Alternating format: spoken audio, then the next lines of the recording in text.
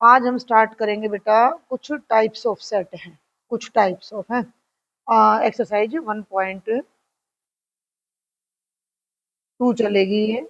और इसमें सबसे पहले जो आ रहा है वो आ रहा है द एम्प्टी सेट, यानी कि टाइप्स ऑफ सेट में आ जाता है हिसाब से। तो मैं इस टॉपिक को नाम दे सकती हूँ टाइप्स ऑफ सेट्स। टाइप्स शुरू करने से पहले एक चीज और बताऊंगी, वो बुक में पता नहीं है या नहीं है, कहीं आगे आएगी। एक चीज होती है कार्डिनल नंबर ऑफ सेट या कार्डिनैलिटी ऑफ ए सेट। ठीक है, इसको कार्डिनैलिटी भी बोल देते हैं। इसी से ना ये सारी डेफिनेशन हमें इजीली समझ आ जाएगी। कार्डिनल नंबर क्या है? मान लो मैंने कोई सेट ले लिया एक्स, और इसमें ये अपने 5 वोवल्स का सेट ले लिया, तो इसके अंदर कितने एलिमेंट्स हैं?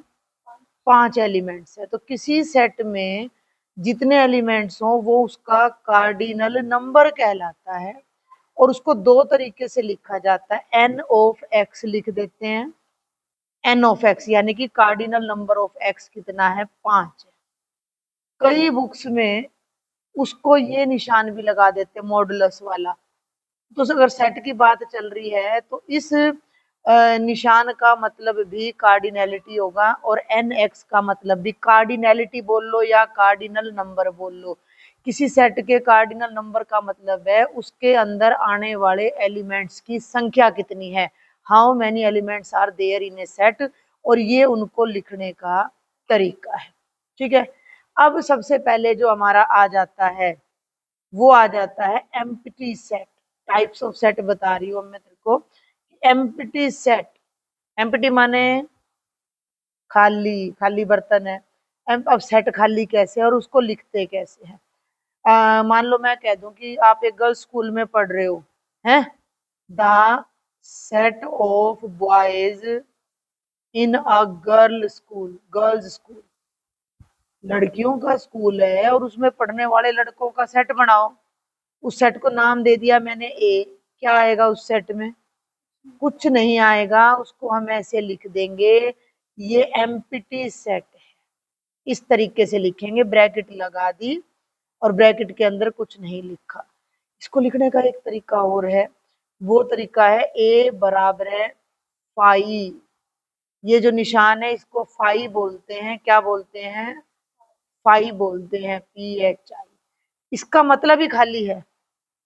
एक बात गलत फहमी में मत रहना, कई बच्चे क्या करते हैं कि इसके अंदर फाई कर देते हैं।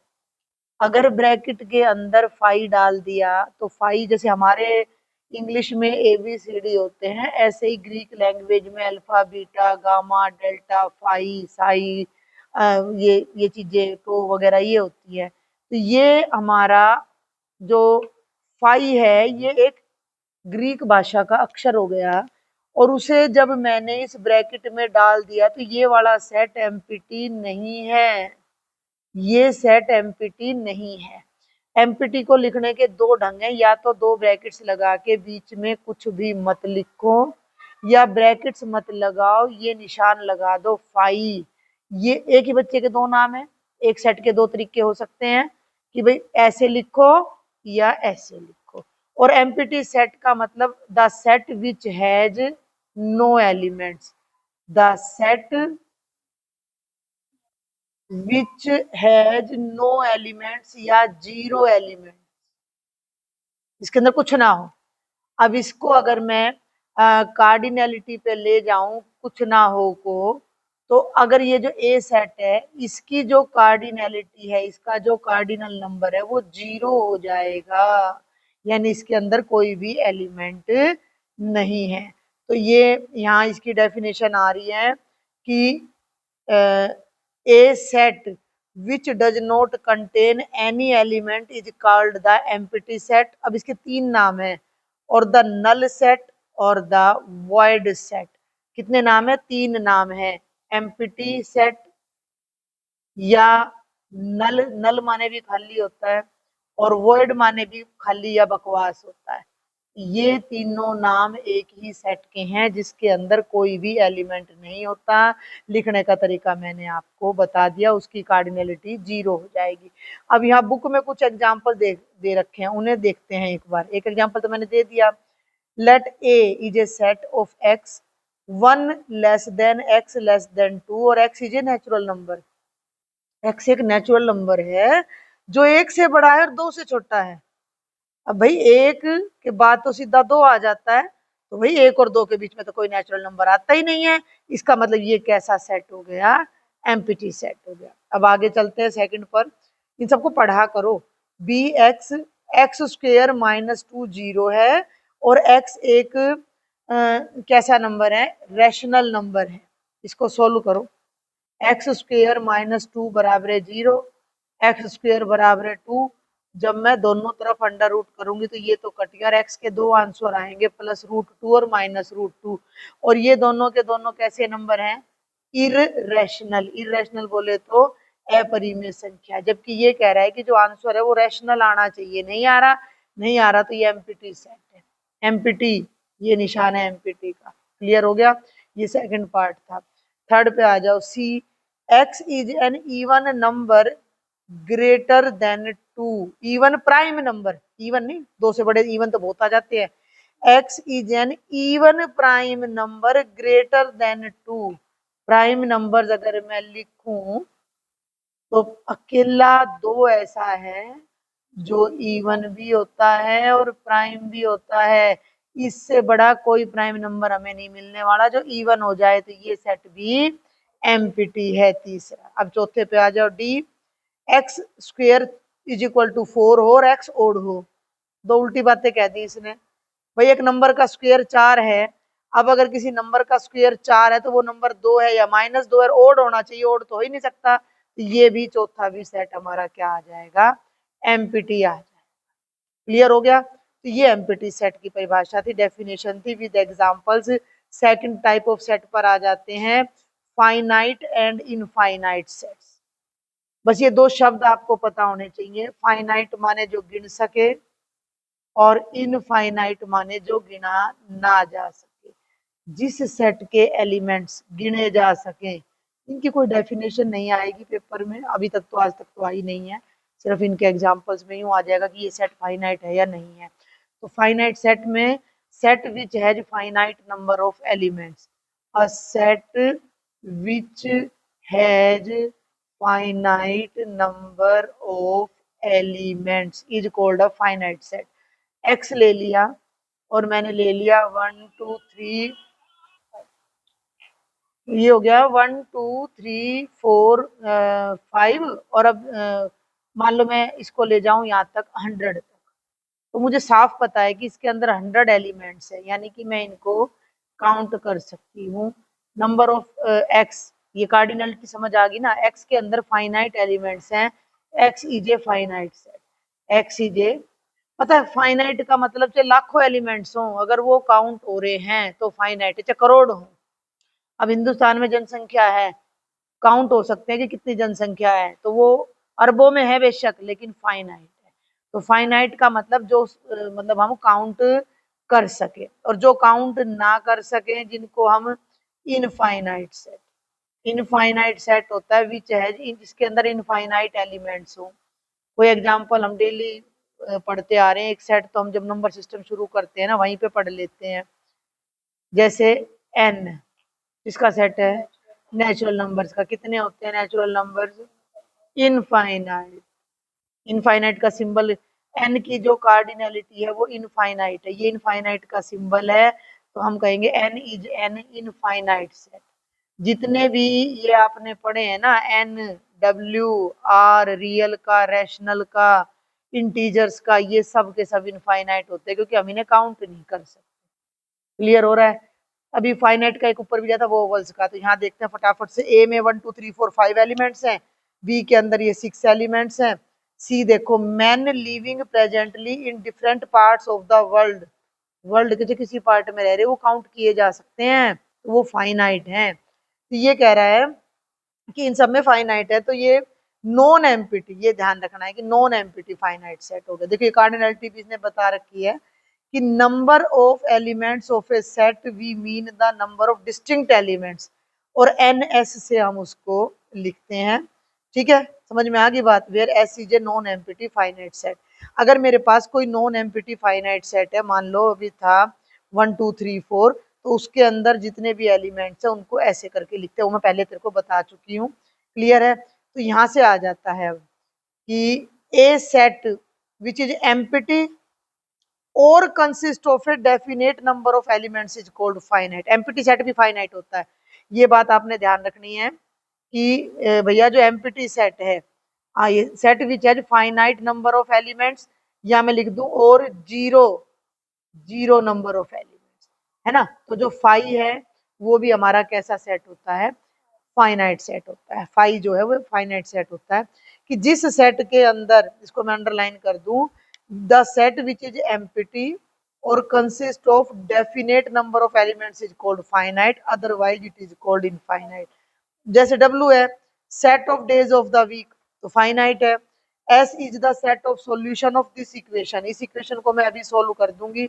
एक्स स्क्वायर बराबर है 16, तो एक्स की वैल्यू प्लस माइनस 4, दो ही आंसर आएंगे, तो फाइनाइट है। G is the set of points on a line, line पर कितने पॉइंट्स होते हैं? लाइन ही पहली बात तो एंडलेस है और पॉइंट्स भी एंडलेस है, तो वो इनफाइनाइट सेट हो जाएगा। तो थोड़ा सा ये हमने समझना होता है कि फाइनाइट कौन सा है और इनफाइनाइट कौन सा है। क्लियर है? तो ये कहता है कि फाइनाइट सेट को तो हम अपना इस तरह से कोमा लगा लगा के अलग अलग भी लिख सकते हैं, या फिर हम अपना रोस्टर, इनफाइनाइट को भी लिखा जा सकता है। ये इनफाइनाइट है, इसको भी हमने यहाँ पर लिखा हुआ है कोमा लगा लगा के, या रोस्टर फॉर्म में भी हम इसको लिख सकते हैं। तो ये क्या कह रहा है कि all infinite sets can not be described in roster form. ये देख, नेचुरल था तो नेचुरल को मैंने रोस्टर फॉर्म में लिख दिया, यानी एक दो, क्योंकि मुझे पता है कि हर एलिमेंट में एक एक का गैप है। लेकिन कई सेट ऐसे हो जाते हैं जिन्हें रियल नंबर का सेट है, ये रहा दे ही दिया इसने, the set of real numbers can not be described in this form. R को अब तू लिखेगी, अब मैंने मान लो पहले जीरो ही लिख दिया, तो जीरो के जस्ट बाद क्या लिखूं? पता है? नहीं पता ना, हमें भी नहीं पता। जीरो के जस्ट बाद कोई रियल नंबर हमें भी नहीं पता, तो कोमा लगा के इनको नहीं लिखा जा सकता। आर को रोस्टर फॉर्म में नहीं लिखा जा सकता, इसको केवल या तो सेट बिल्डर फॉर्म में लिखा जा सकता है आर को, और या फिर आर को हम इंटरवल्स में लिख सकते हैं, जो कि अभी आपके सिलेबस में आगे आएगा। जो सेट सेट बिल्डर में, उसमें रोस्टर में नहीं लिखे जाते, वो सेट बिल्डर में और इंटरवल्स में लिखे जाएंगे, क्योंकि इसके एलिमेंट्स एक पैटर्न को फॉलो नहीं करते। रियल नंबर्स का कोई पैटर्न नहीं है। तू कह देगी मैडम जीरो के बाद 0.1 है, इन दोनों के बीच में भी हजारों एलिमेंट पा जाएंगे। पा जाएंगे, हजारों तो मैं कम ही बोल रही हूँ, लाखों पा जाएंगे। ठीक है, लाखों एलिमेंट्स पा जाएंगे। तो ये है। अब इस पे एक एग्जाम्पल है हमारा, एग्जाम्पल नंबर 6, पहले उसको देखते हैं। State which of the following sets are finite और इनफाइनाइट। बस हमने केवल इसको बताना है कि कौन सा फाइनाइट और कौन सा इनफाइनाइट है। पहला है x, x is a natural number, ध्यान देना है, यानी कि हमारा उत्तर नेचुरल होना चाहिए। X minus one comma x minus two is equal to zero, ये एक इक्वेशन है जो हम 10वीं क्लास में सोल्व करते आ रहे हैं।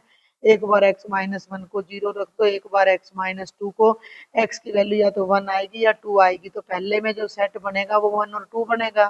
फाइनाइट है कि इनफाइनाइट है? बिल्कुल फाइनाइट है, क्योंकि एलिमेंट्स फाइनाइट है। ये हो गया फाइनाइट सेट। दूसरे पे आ जाओ, x is a natural number, x square is equal to 4। अभी भी करके दिखाया है मैंने, x square is equal to 4, क्या क्या आएगा? प्लस माइनस टू, माइनस का टू और प्लस का टू, तो ये भी फाइनाइट हो गया। लिख लेना इसको, it is a finite set. तीसरे पे आ जाओ, एक्स एक नेचुरल नंबर है, 2x माइनस वन जीरो है। अब भैया 2x माइनस वन जीरो है, तो 2x वन है और x वन बाय टू है। ध्यान देना ये क्या कह रहा है, रिजल्ट पे ध्यान देना कि ये क्या कह रहा है। ये कह रहा है कि x नेचुरल है, x नेचुरल है और इसका सॉल्यूशन है। अब इसका सॉल्यूशन आ रहा है वन बाय टू, क्या ये नेचुरल है? तो क्या आना चाहिए इसका सॉल्यूशन? इन्फिनिटी नहीं भाई, इसका तो एक ही सॉल्यूशन आ रहा है वन बाय टू, पर ये कह रहा है कि वो सॉल्यूशन नेचुरल भी होना चाहिए। अब जो सॉल्यूशन हमारे पास है भैया वो तो नेचुरल है नहीं, उसको तो मैं इसमें शामिल कर नहीं सकती, और कोई सॉल्यूशन मेरे पास है नहीं, ये खाली रह जाएगा, एम्प्टी हो जाएगा। और एम्प्टी सेट भी, क्योंकि गिन तो सकते हैं भैया जीरो एलिमेंट, लॉजिक को पकड़ कि भाई नेचुरल नंबर था और वो नेचुरल नंबर कि भाई इसको सेटिस्फाई करना था, नहीं कर रहा तो छोड़ दो, खाली छोड़ दो। क्लियर हो रही है मेरी बात, समझ आ रही है? चौथे पार्ट पे आ जाओ। x belongs to n and x is prime. x एक नेचुरल नंबर भी है और प्राइम भी है, बनाओ। प्राइम अभी बताया तुमने, 2 3 5 मैडम, 7 11 13 17 19, और कहाँ तक जाएंगे? इनफाइनाइट। काउंट नहीं कर सकते तो ये कैसा सेट है? ये कैसा सेट है? Infinite set. ये सारे बेस ना क्लियर होने चाहिए भाई मैथ्स के, ये ध्यान रखना। फिफ्थ पे आ जाओ, लास्ट पार्ट है। x belongs to n and x is odd. Odd है तो ओ नाम दे दिया मैंने। अब बताओ। 1 3 5 7 9, दो दो के गैप में चलेगा। और ये कैसा है? ये भी इनफाइनाइट। क्लियर हो गया? इसको डिटेल में लिखना, जब नोटबुक में इसको करोगे तो अच्छे से करना है। आगे एक टाइप और रह जाती है, इक्वल सेट्स। कौन सा वाला? Equal sets. इक्वल से क्या दिमाग में आता है? जो बराबर हो। अब बराबर कैसे हो वो ध्यान देना है। ऐसे दो सेट इक्वल होंगे जिनमें सेम एलिमेंट हो और उनका नंबर भी सेम हो। मान लो मैं ले लूं ए और मैं लिख दूं ए ई आई ओ यू, और एक सेट बी मैं लिख लेती हूँ बिल्डर फॉर्म में, एक्स इज ए वोवल। अब तुम्हें क्या लगता है कि ए और बी क्या बनेगा? बी बना सकती हूँ मैं? बी क्या आएगा? वोवल है तो ए ई आई ओ यू। ये तो बिल्कुल दोनों में। अब देख, ए में भी 5 एलिमेंट्स हैं, बी में भी 5 एलिमेंट्स हैं, ये होगी इनकी कार्डिनैलिटी बराबर। और जो 5 एलिमेंट्स ए में है वही 5 एलिमेंट्स बी में है। इसका मतलब ये दोनों सेट आपस में क्या होंगे? बराबर होंगे। इक्वालिटी के लिए दो बातें होनी चाहिए। पहले तो मैं लिख दूं कि A is equal to B. Equality के लिए दो बातें होनी चाहिए कि two sets A and B are said to be equal if number 1 A की कार्डिनैलिटी और B की कार्डिनैलिटी बराबर हो। सिंपल भाषा में लिखूं तो A and B have same number of elements, पहली बात। दूसरी बात, सेम नंबर से काम नहीं चलेगा। भी एक एग्जांपल और दूंगी, A and B have same elements. Same number नहीं लिख रही अब मैं, ध्यान दियो। सेम एलिमेंट्स, तो ए और बी इक्वल कहलाएंगे।